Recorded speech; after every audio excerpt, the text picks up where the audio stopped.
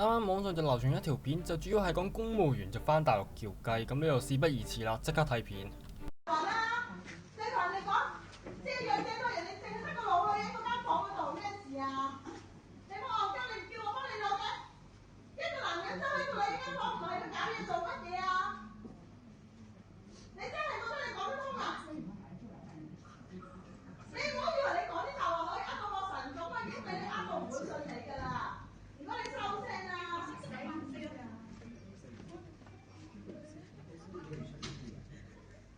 仲笑笑你老母啦！第時你哋俾人偷食啦，戇鳩廢柴！今日喂，其實呢種做到你咁字都犀利，我真係我試下同我陳生講睇你有冇面啊！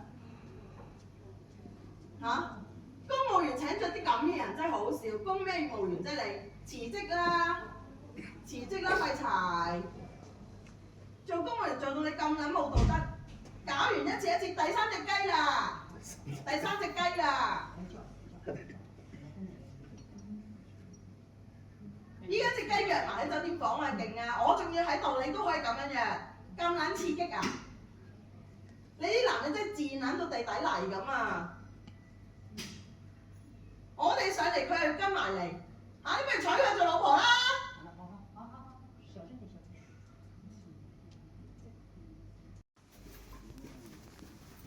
臭雞喺 B22，臭雞咯，哥哥叫嗰啲雞扭下屎忽嗰啲啊！我老公係小三啊！喺呢度啊，唔想見人啊，同隻雞一樣30道房門啊！唔撚開門俾人睇佢死人樣啊！我已經見到佢樣啦，又老又瘦咁樣，老人腳咁都可以屌得落嘅。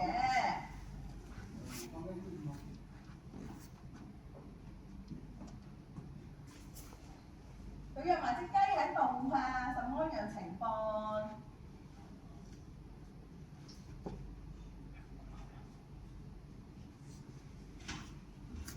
哎呀，你繼續講啦，雞嚟雞啦！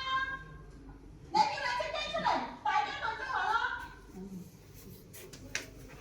你戇鳩啊！你咁拋喺度做乜嘢？你叫嗰隻雞嚟㗎，我叫到佢出嚟，我叫佢出約佢喺度嘅嗰個係你嘅，我點叫佢出嚟㗎？你隻雞有咁叫人咩？冇開過門啊！情喺度匿埋啊，好似你咁啊！咁事發地點咧，相信係廣東嘅，因為你一聽到啦，周圍啲人聽到佢哋嘅對鬧咧，都係聽得明，而且喺度笑嘅，咁所以咧就有理由相信呢個係廣東。咁亦都聽到，正如條片入邊嘅女士所講啦，佢已經係3次叫雞㗎啦。咁至於點解佢會俾佢老婆捉到嘅咧？咁就據聞啊，就因為佢同佢老婆翻大陸，咁就喺酒店嗰度開咗房。咁但係咧，佢就以肚痛為藉口咧，今日出咗去，咁然後就去叫雞。咁叫雞嘅地點喺邊咧？就佢間房嘅隔離。咁唔知係佢行出去嗰陣時俾佢老婆見到啊，定係佢喺隔離間房講嘢太大聲，俾佢老婆聽到。咁所以咧就搞到佢依家俾人捉咗啦。咁而影片入邊好明顯聽到啊，佢老婆叫佢就作為一個公務員就辭職。咁即係我唔知啊，即係喺大陸嚟講啊，叫雞就明顯犯法㗎啦，因為已經係有法例㗎啦。咁而佢老婆咧就應該係報警嘅，因為你見到第3條片入邊咧就已經係開始講緊佢啲地址有成，跟住全部人一齊望住佢。咁所以咧就應該係會查到佢係邊個㗎啦。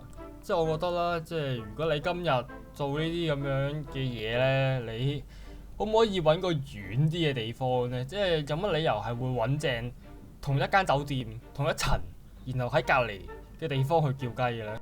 咁我相信啦，即係尤其佢老婆報咗警，然後佢又會俾人拉嘅話呢，咁我相信佢應該香港份工係會保唔住啦。